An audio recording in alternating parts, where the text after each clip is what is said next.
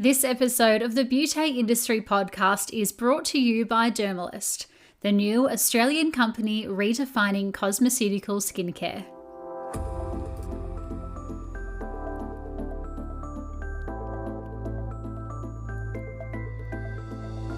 Hello and welcome to the Beauty Industry Podcast, your online support community for the professional beauty industry. I am your host, founding director of Beauty Industry, Tamara Reid.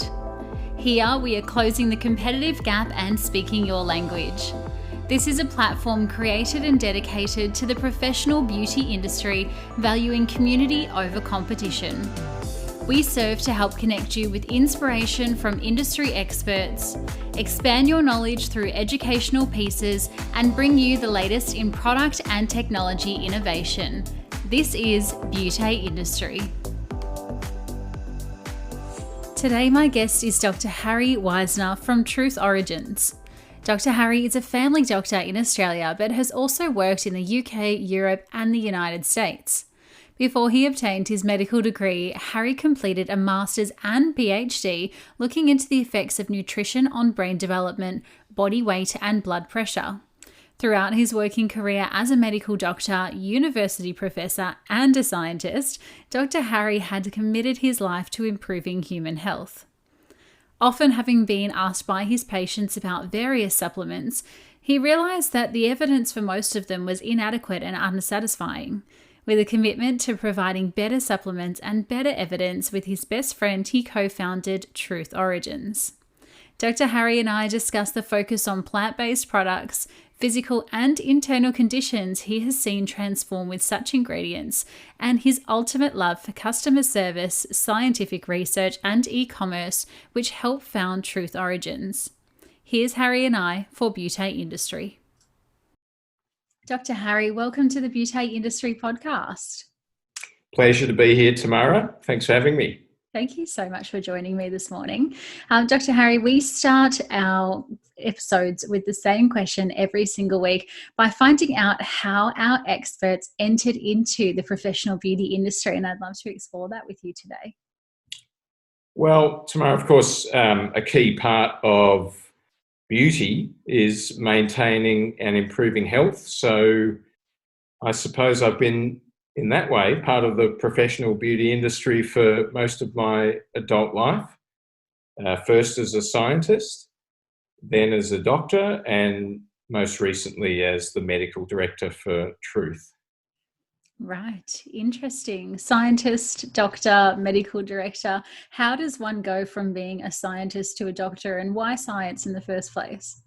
Oh, it's a long and tortuous story. In fact, the funny thing about it is that when I was a kid, people would ask me, what do you want to do when you grow up? I was pretty sure I wanted to be a doctor, but I guess even before that, I knew I didn't want to be a scientist because my dad was a scientist and I saw what he was going through. I was absolutely adamant that wasn't for me, but as fate would have it, as I got older, I started to get more interested in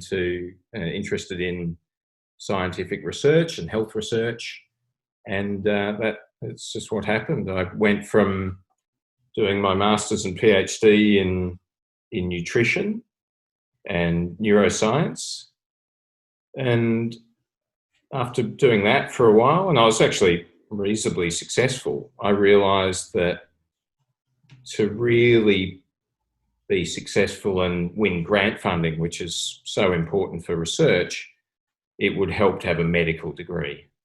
So I went back to school and juggled being a medical student and a researcher full-time at the same time. That's sort of the story of how I became a scientist and a doctor. And as for becoming medical director for Truth Origins, that's a much bigger story. Maybe I can take you through that a little bit later. Yeah, absolutely. Well, I feel like you must have a real love for education and knowledge. I mean, science and doctor is certainly a lot of years spent at uni. 15 years, Tamara, to be exact. Wow. I did vow at one point never to get a full-time job. That hasn't worked out. Now I have multiple full-time jobs, but yeah, I did my time at university and had a reasonable HECS debt after that too. Yeah, I can imagine. So tell us then the story behind Truth Origins. How did that come to fruition? Well, Tamara, when I think about it, there was an experience that I had as an 18-year-old that in some ways led me to where I am now as the medical director for Truth. As a kid, I was a healthy, sporty kid, played lots of different sports, played badminton, played baseball, liked athletics. And then at about, halfway through my VCE year, I started getting sick. I started, losing weight. I had abdominal pain, and my parents took me to the GP or several GPs that put it down to stress and other problems, but didn't really give me a diagnosis, and I didn't improve. Actually, I got worse. And my dad, who, as I mentioned, was a neuroscientist, took me to a naturopath, which is probably strange for a neuroscientist. Yeah. But there you have it. So he took me to this naturopath, and this is one of the strangest experiences I've ever had to this day. I had the naturopath ask me a bunch of questions, and then after taking this brief history, then took out this almanac of vitamins and minerals. So he took out this book, like a vitamin Bible. And then he took out a crystal hanging from a string. Right. And he held the crystal over the book, and the crystal would rotate clockwise. And then he sort of went through each of the vitamins, and then all of a sudden the crystal would go counterclockwise. And he'd say, oh, you need vitamin B7. Right. And he did this through the whole book, and even got dosages with the crystal and so forth. And I reckon my dad spent $500 on vitamins and minerals that day. And they didn't help. I got sicker. And in fact, from that age, from 18 to the age of 40, I was actually pretty unwell. Not all the time. I mean, I was still able to work and study and be productive, but I had a series of health issues that started with what ended up being Crohn's disease. So I had inflammatory bowel disease at the age of 17, and I had 30 hospitalizations by the time I was 40. Oh my goodness. I then had, so of course, one of the treatments for Crohn's is corticosteroids. That lowers your immune system. I got lymphoma when I was mid-30s. Had a coronary stent put in at 39 and a hip replacement in the same year. Wow. So to say that I had a vested interest in improving health, apart from being a doctor, which of course it was my professional duty, I had more than a passing interest in health and well-being. And of course, my PhD and masters were in nutrition. So I had expertise there. And, my best friend, Trent, and I had always talked about starting a business. And at the time that we actually worked together, we were working for a large healthcare company. I was in professional services. He was more in the business development side of things. We always fantasized, as young guys do, talk about starting a business. And then Trent became unwell. he himself, I said I had lymphoma when I was 35. Trent was probably similar age, and he had actually a worse case of non-Hodgkin's lymphoma than I did. And I sort of counselled him through that, and he made a complete recovery through modern medicine, chemo, radiotherapy. But along the way, he took some supplements and other things that helped him get through. And it was obvious to us that this was what we wanted to do. We wanted to be involved in health. We wanted to be involved in nutrition. We wanted to be accessible to everyone.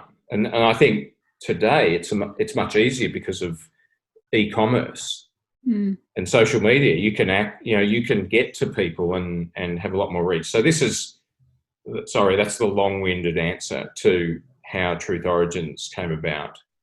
No, that's brilliant. Oh my goodness. It's always from a gap or a personal story where the best businesses are born, I find. And not only are you starting a business for the sake of starting a business, but as you said, you've got that personal relationship and you're truly passionate about it, which I think makes all the difference.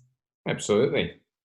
Yeah, I mean, my life is dominated by health. It's my passion, it's my hobby, it's my business. I've had a good, I've had a good experience in healthcare, and trained at the University of Melbourne and St Vincent's. Worked with some amazing people, amazing doctors and nurses. So yeah, I'm absolutely passionate about it. Yeah, incredible. So you and Trent sit down and you say, hey, look, let's actually do this. Let's actually put our money where our mouth is and make this business. What's the first thing you do? I mean, do you just go, what now? Let's Google? Or did you already have the idea, obviously, that it was going to be something nutrition, but how did you actually pull out and get that exact idea? I think fundamentally we are consumers ourselves of healthcare and nutrition.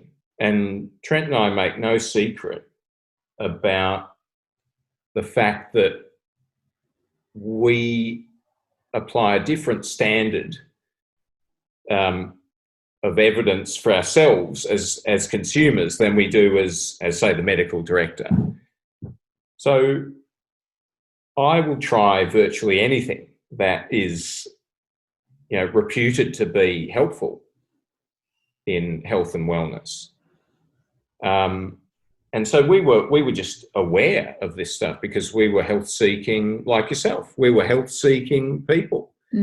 And we came across something called curcumin, which you would have heard about. At the time, everyone knew about turmeric lattes. Yes. But very few people knew about curcumin, which is from the plant turmeric. And this was really the first ingredient that we became interested in. And when I, like you say, Google, but I do the doctor version of Google, which is to search on the National Library of Medicine database in the US, or PubMed as it's commonly known, or look up to date, which is sort of another doctor's resource. So it's doctor's version of Google or scientist's version of Google. What was apparent is that this compound, curcumin, which comes from turmeric, had exponentially growing body of research purporting its benefits for all manner of things related to inflammation and cancer. And there were studies that were done in test tubes, and there were studies done in animals, and there were studies done in humans. And a lot of these were showing massively promising signs in terms of, as I said, diseases that are caused by dysregulated inflammation and cancer. So this was categorically going to be our first product. Now, the issue with curcumin, this is well known, is that so if you take 2 tablespoons of turmeric, say in your turmeric latte, virtually none of the curcumin, which is the active compound, gets into your body. It just isn't. It's just not digested. It's not absorbed, and you would literally have to eat tablespoons of it every day to get its benefit. You can eat tablespoons every day, and you can improve its absorption by mixing it with oil. And this is, of course, what we see in curry. So the Indian people were onto this, for thousands of years, that in an oily dish, turmeric is quite well absorbed if you eat tons of it. But the challenge really is to get the benefit to everyone, including those that don't eat curry. Yeah. And we happened across a technique that naturally improves the bioavailability or the absorption of curcumin. And this is something we're very proud of, that we take something that if you take natural turmeric and you put it in a glass of water, it will sit on the top of the water. But ours is water soluble. We show it in our videos on our website and so forth. And this just massively improves the ability of the curcumin to get to the right place and do its job. So that's where we started. And then our second product, which came sort of at the same time, I mean, we couldn't launch with one product, was omega-3 fatty acids. And this, of course, is what I did my master's and PhD in. I looked at the effect or the role of these nutrients in brain development and eye development, and then later on went to look at their role in body weight regulation and body fat. And as you're probably aware, omega-3 fatty acids sort of came into vogue maybe 20 years ago. But it's all fish oil based, and fish oil has its own problems. The first is that we don't eat enough of it to get enough omega-3 fatty acids. So you need to eat sort of 3 fish meals a week. I don't know anyone that eats 3 fish meals a week. No, not many. No. And then there's the issue of whether the oil retains its integrity on a pharmacy shelf or on a supermarket shelf. And then there's the issue of whether you eat fish or not. And of course, vegetarians and vegans don't eat fish. So this was a problem. So we found a plant-based source of omega-3, which is predominantly hemp, from hemp, but other seeds as well. And it's a brilliant way to, we applied the same technology, and we have a water-soluble, plant-based omega-3 preparation. So, and then the third product in the original lineup was vitamin C. It's easy to get from plants. We were on a bit of a roll as far as plant-based. We never set out to be plant-based necessarily, but it just so happened that we discovered how good are plants, and we've got this technology that can make things bioavailable, and we can provide products that are supported by scientific literature, some of which I contributed to personally. So that's how we started, and since then we've added a few products and stayed on the plant-based theme for the moment. But yeah, as I said, we're really about supplements that work, and this goes back to my initial story. There's lots of people selling supplements, and there's not a great deal of research to support a lot of them. We refuse to produce and sell anything that doesn't have a substantial body of research behind it. So our process of product innovation always begins with that. what ingredients have substantial health benefits to them, and then we ask, can we get them from plants, and then can we make them taste good and get absorbed and all that stuff. So yeah, that's how we do it. After the break, Dr. Harry shares with us industry trends, specific ingredients that are proving their worth in the plant area, and the growing role of internal supplementation in our clients' lives. But first, a word from today's Beauté partner. Community, what if I were to tell you you could get incredible client results for all client concerns in just 3 steps and 28 days? Well, if you, like many, are using this time to evaluate your business and are looking for a skincare range that offers better results, better client compliance, and an uncompromising approach to quality and ethics, then you should contact Dermalist Accounts team today to receive a complimentary 3-step trial kit by just phoning or texting 0411 807 665, emailing sales@dermalist.com, or private message them on Instagram @dermalist. Science, conscience, beauty. Trust me, you won't look back. Head to www.dermalist to find out more. Thank you so much to the team at Dermalist for making this episode of the Beauté Industry Podcast possible. Yeah, well, I was going to ask you, but you kind of answered my question, do you ever feel conflicted between your science brain and then, your kind of plant-loving and evidence-based brain that way? But I guess if you're doing all the research and you're finding the evidence behind the plant, well, then that almost kind of amalgamates that science research for need brain. Totally. And I think the other thing, Tara, is I'm not an advocate necessarily of a plant-only lifestyle. I'm a meat eater myself. I tried vegetarianism and it didn't work out for me with my issues. But I think we have a role in providing supplements that make a difference and everyone can take.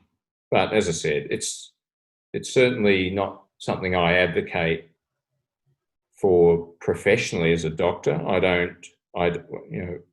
don't advocate plant-only lifestyle necessarily. I'm happy to work with people that do. And as I said to you before, there's how I feel personally as a consumer and what I'm prepared to say and advocate professionally. And I apply a much higher standard of evidence to the things that I recommend than what I would take myself. I'll try, as I said, virtually any supplement I'll try, but to sell it, that's got to be a much higher much higher hurdle. As a doctor, I am particularly interested in providing evidence-based advice. Yeah, absolutely. And I really appreciate that because there are a lot of products there on the moment for gut health and internal beauty and supplementation. And it's just as easy these days to private label one of those brands and just put a gorgeous, branding on it, build a huge Instagram following, get some influencers, and all of a sudden you've got an overnight success. But I guess people that do that don't have the research behind there. And I guess there is also an element of ethics as well. If you don't know what you're selling, then it can be a little bit tricky to be selling that, and also putting yourself as the expert, for lack of a better term, on a product that you may have just private labeled, or on a product that you are just spruiking for the sake of spruiking it. Oh, I completely agree. I mean, it is a bit of a minefield. I'm not having a go at our competition. I mean, it's a massive industry. Health, wellness, beauty, supplements for beauty. We're all prone. We're all potential customers, aren't we? Because if you're interested in improving your health or beauty, and both, well, you want to try something that's easy to take and relatively, in the grand scheme of things, quite cheap.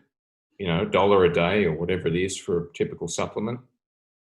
But yeah, that's again not my position. I think, and I guess this is part of our unique positioning, is we don't just sell everything because it's popular. We could, but I've just chosen to stick to my knitting. And yeah, I've learned a lot. I'm getting there, and we're evaluating new ingredients all the time. We're looking at immunity, obviously very topical. We're looking at an immunity supporting product. We don't want to go over the top. It's not going to cure viral illness, but certainly we know that there are some plant-based ingredients that have been demonstrated to shorten illness or, reduce symptoms of illness. So that's what we're looking at as our next thing. I find it quite fascinating that you almost have taken the pathway of producing a product the opposite way that a lot of brands produce a product. So you've produced a product looking at an evidence-based ingredient from a plant that actually has a proven benefit. And then you've gone, how can we get this into a product, where a lot of typical brands or marketers will go, okay, what is trending? What are our clients looking for? Let's create the product. And now what is going to help them, and then put that ingredient in at the very last minute. So I really appreciate that you've gone, what are the health benefits and what's the actual ingredient that we're working with before we get to the marketing and branding stage. Well, thank you. But do let me know if you think we should change to the other way of doing things. It's probably too late now. This is sort of the process that we've arrived upon. But it's so exciting seeing some of the research, and I have to tell you, every month or so, I'm having scientists, full-time scientists, contact me and say, would you like to do a study in this particular condition? Just today, I got an email from an Australian scientist in New South Wales that wants to look at curcumin in the brain. Right. And I had a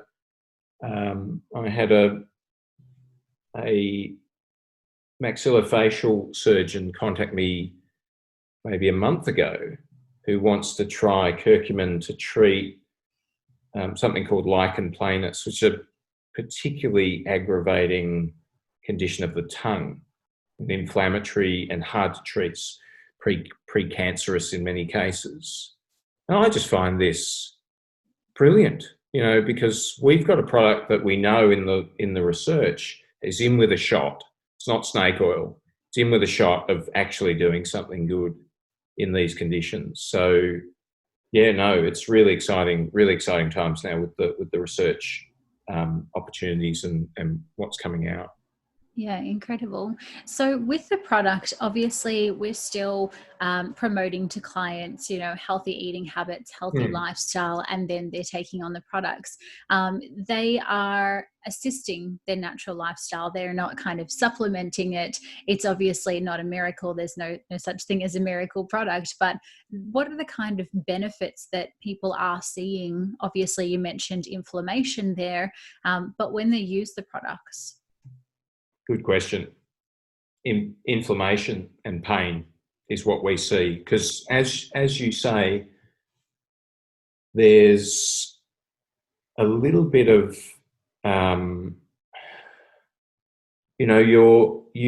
you cannot, there is no silver bullet, right? And I've had to explain this, and I've written articles about this, that this is not a sleeping tablet. If you take 100 people that have never had a sleeping tablet and you give them a sleeping tablet, 100 of them will be snoozing in 45 minutes time. Right. It's consistent, it's predictable, it's pharmacological, it's understood.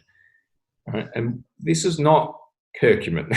This is not omega-3 fatty acids or vitamin C, for that matter, where the effects are not as striking and profound and instantaneous. I had to explain this to my mum. I said, take this. And she goes, well, when will it kick in? I said, no, it doesn't work that way, Mum. It doesn't kick in, okay? It doesn't kick in. But here's what we find with inflammation and pain.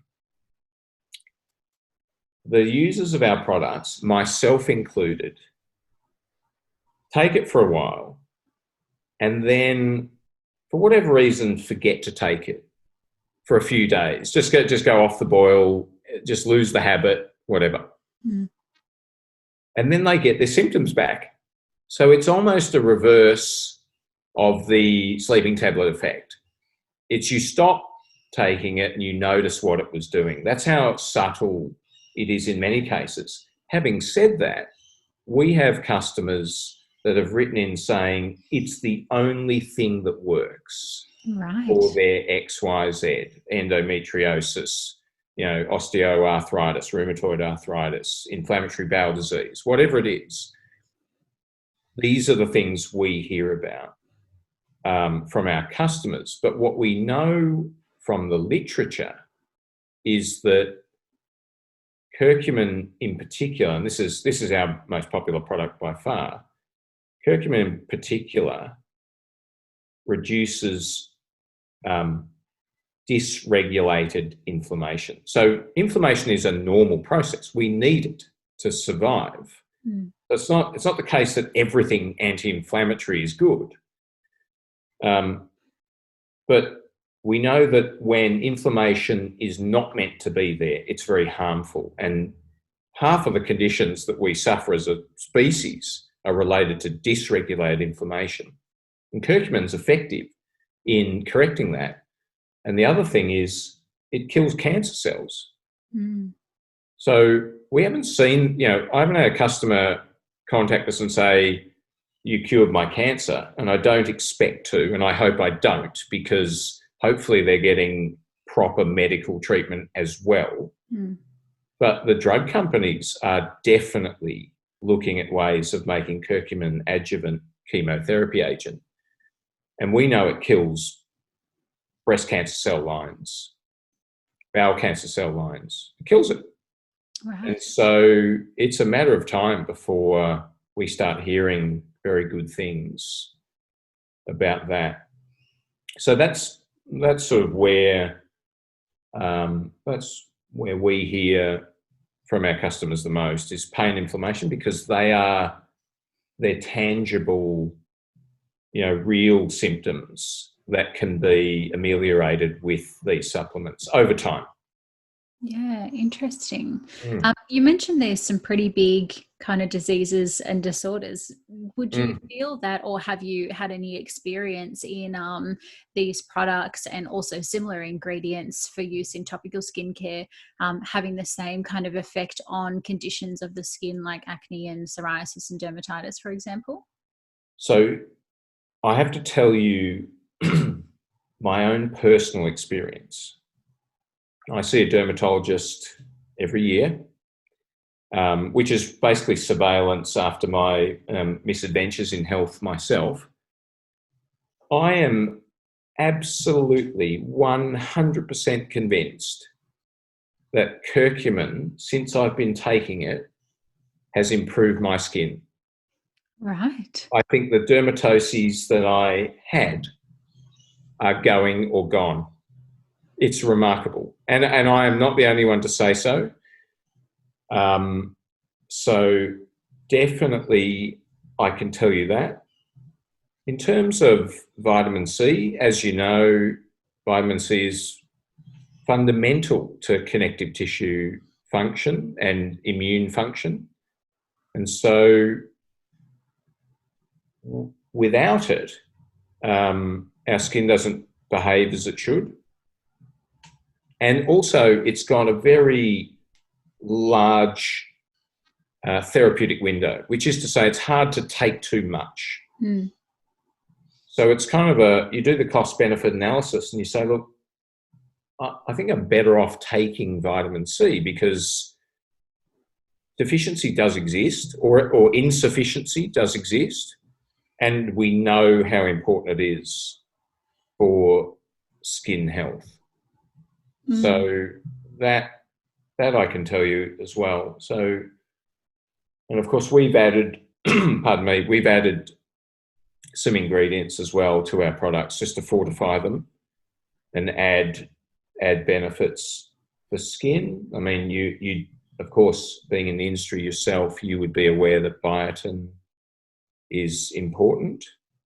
And deficiency of biotin leads to bad things with the skin, dermatitis and so forth. So, and zinc, we've added zinc as well. So we're definitely thinking about the skin, the health of the skin. And I think our products certainly, well, they definitely don't do harm. And if my hunch is correct, and the research, and as the research supports, that they're doing some good. Yeah, that's my long-winded answer to that. No, it's very exciting. I mean, we know, even just as a skin therapist, by talking to clients all day, we often say, what are your 3 main meals you're having? And they'll generally say some toast in the morning, or some cereal with full cream milk, and, maybe a wrap with a bit of salad and meat. And then at dinner, I'm having some carbs and some pasta and some meat, So often, Australians in particular, we are lacking in nutrients to begin with. So even if somebody is not really mindful of their eating habits, it's really nice to know that they are getting zinc and vitamin C and these other ingredients that are absolutely essential, not only for just vitality, but also for wound healing and anti-inflammatory benefits. Yeah, no, you're totally right. And in my other life, I run a practice that specializes in nutrition, dietary manipulation, wellness, longevity. And it's a massive problem, isn't it? What people, the misinformation, we can thank the healthy food pyramid for giving us the highest rate in the history of mankind of, heart disease, cancer, metabolic disorders, inflammation, etc. So yes, I think our supplements are going a little way to correcting these, but of course, we've really got to address what we eat. And if you think about someone that's unhealthy, they're eating poorly, they're not exercising, they're not getting enough sun, etc., not sleeping well, just the basics, which is of course hard to get right nowadays, particularly, work, kids, and so forth. Think about their skin. It just shows up.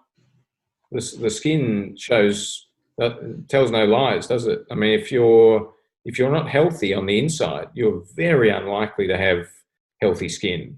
And if you're lucky enough to have healthy looking skin when you're actually not so healthy on the inside or doing the wrong things, that's temporary in my view. And it will catch up. And I'm not here to bash, people that smoke or whatever, but you can see over time the effect of things like smoking on the skin, and the same goes for too much, as you say, too much pasta at dinner. It doesn't bode well.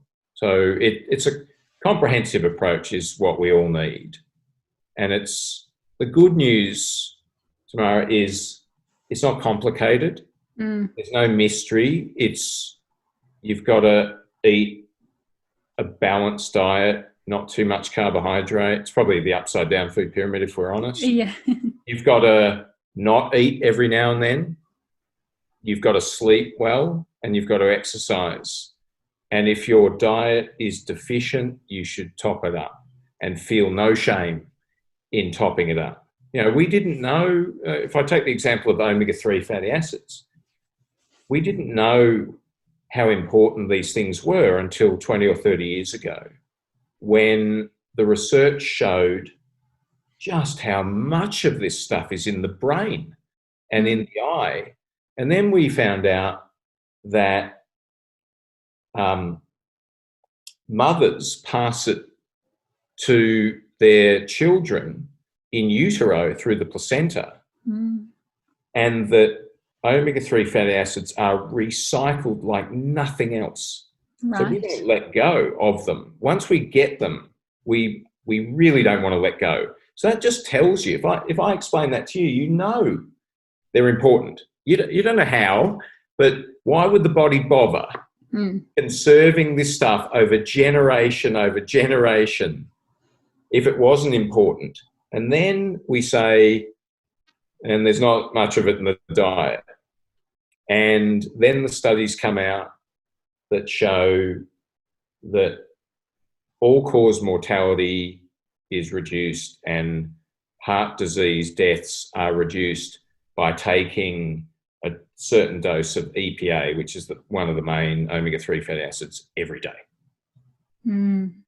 It's good enough for me. Good enough for me. I'm wondering then, does the future of the healthcare industry excite you because these products are becoming more so readily available and we're advancing our research, or does it make you nervous because as we do that as well, more and more products are coming on the market and more people are kind of becoming cowboys and cowgirls about them? Yeah, it's not so much the suppliers I worry about. I worry more about the consumer, Mm. because I worry about misinformation, and we all know just how polarized information can be. Mm. You know, in our politics and in our health and in everything now, we're seeing. You know, I don't remember a time ever where I heard two completely opposite things both put forward as facts at the same time. Yeah, yeah. Right? Yeah, okay, sure. One 5 years after the other when better information came out. But nowadays you've got opposite facts, right? Which both can't be true. And I think this is the problem. This is actually why I have a practice. I don't think, I'm super special. I just think I've got better sources of information that I can help my patients with. Mm. So it's not, as I said, it's the consumer that I worry about because of the risk of misinformation and because of the power of social media Mm. in spreading what's not necessarily true. But am I excited by research? Well, absolutely, because the volume of research is growing exponentially. So we get to understand things so much quicker now. The downside, as I see it, and I'm not a conspiracy theorist at all. I seldom use the word suspicious, okay, to put this in context, but I do worry about over-regulation of food. Mm. So our products straddle the intersection between food and pharmaceuticals. Now, we are clearly a food supplement company, but the ingredients we're using are being investigated by pharmaceutical companies. Mm. And if you consider that to bring a drug to market takes $1 billion, they're not going to give up, their efforts to regulate certain things. I'm talking about, big pharmaceutical companies. And hey, if I was the owner of a big pharmaceutical company, I may take that view as well, but I'm not. So that's one of my concerns, and we kind of see that a bit in. Not sure if you're aware of medicinal cannabis, or cannabidiol, which is deregulated completely in the US. And on prescription here, the same exact Right. compound, cannabidiol, which is non-psychoactive. So it's from cannabis, but doesn't make you high. Over there, it's used by the public who can buy it online, over the counter, however you like. And here, you need a permit. I mean, I can prescribe it, but I need a permit, and the individual patient needs an individual case, Right, to be approved. That says something about regulation, the role of the pharmaceutical industry or the pharmacy industry. These are minefields for us as a small supplement company to navigate. But so far, so good. Good, brilliant. Well, thank you so much for featuring today. I don't think anybody here is going to go eat a big bowl of pasta after listening to this. I think we're all very health conscious and going to lead a health conscious day, certainly. So thank you so much for bringing it to our attention, and also for sharing all of your wisdom on internals and supplementation. Really appreciate it. Oh, you're most welcome. It's been an absolute pleasure. What an incredible wealth of knowledge and insight Dr. Harry shared with us on today's episode. I know that for me, I'll be turning to Eat the Rainbow during my next meal, and even adding in some of that fabulous curcumin and vitamin C that was mentioned too. Kindly sharing with us just as we got offline, Dr. Harry and the team at Truth Origins would love you all to try the range of products that they've so specially formulated, and today you can do exactly that with our exclusive Beauté Industry discount code by entering Beauté20, that's BEAUTE, and the number 20 at the checkout for 20% off your next order.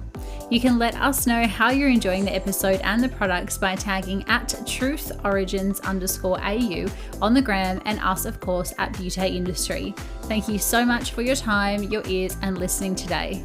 Until next time, stay connected.